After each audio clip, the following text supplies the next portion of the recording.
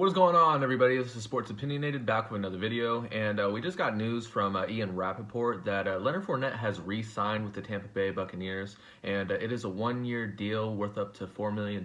So, I'm gonna dive into the details. What do I think about the move, and just talk about the Bucs a little bit overall, and just how the free agency has gone so far.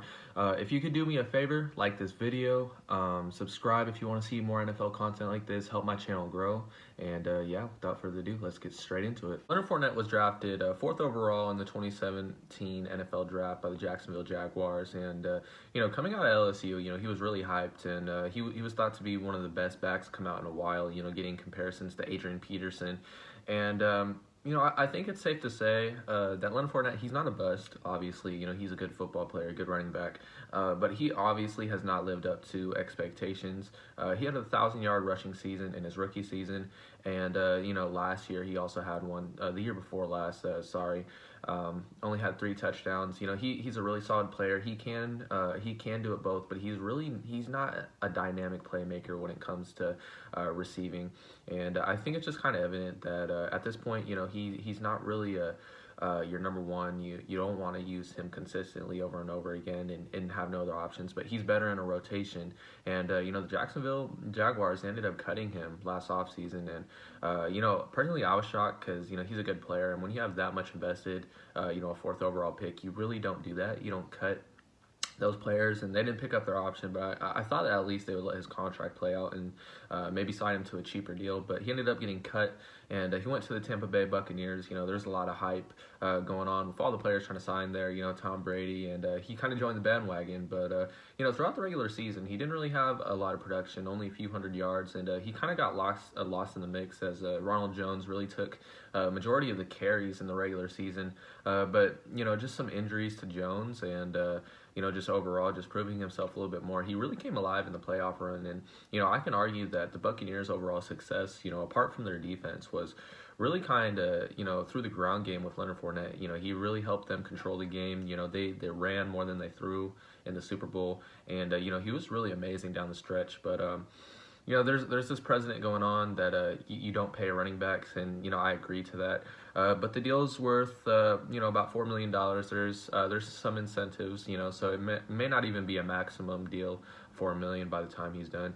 And I think this is a really good move because, one, you're not paying him too much. Even if he gets to $4 million, that's still not a lot. And you're not using him full time. He's not your horse. You have Ronald Jones too, and you might want to draft somebody or pick somebody up. So he's going to be in a rotation, and he played really good. He's going to have another year in the system and get better. And talking about the Bucs, Tom Brady restructured his contract. They re-signed their left tackle and created a move by restructuring some of the deals, moving it towards further years. They got back Chris Godwin on a franchise tag, re-signed Levante David, re-signed Shaq Barrett, and I think they're going to repeat, honestly, and I know it's really hard to say that because a lot of Super Bowl teams that go to the Super Bowl, they end up not even going back. A lot of them have like 7 and 9 down years, but I think Tom Brady's going to be even better. He played really good last year, a little shaky in the beginning, but he's going to be better. Their receiving core is going to be more in tune, with the offense and the connection with Brady, the routes, and this defense is really good. Their front 7 and their linebackers, outside of linebacker Devin White, the really athletic guy. They're a little bit old, but they have a really young secondary with a really good safety, Antoine Winfield. That was a rookie last year. And, this is a team that I really think is going to be even better, which is scary. And I guess really the only question now is what they do with Antonio Brown. There's reports that, Seattle might want him. And personally, I was a little shocked with the Chris Godwin move when you franchise tagged him.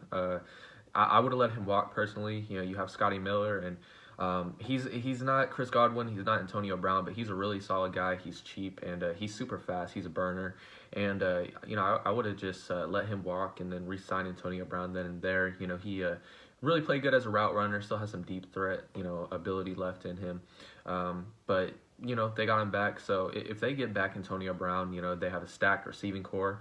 They also have this guy named Tyler Johnson, and he didn't really do much in the regular season, but he was really clutch in the playoffs, and he made some really big plays. So they have a lot of depth everywhere. Gronk's coming back. They re-signed him. O.J. Howard is coming back from injury.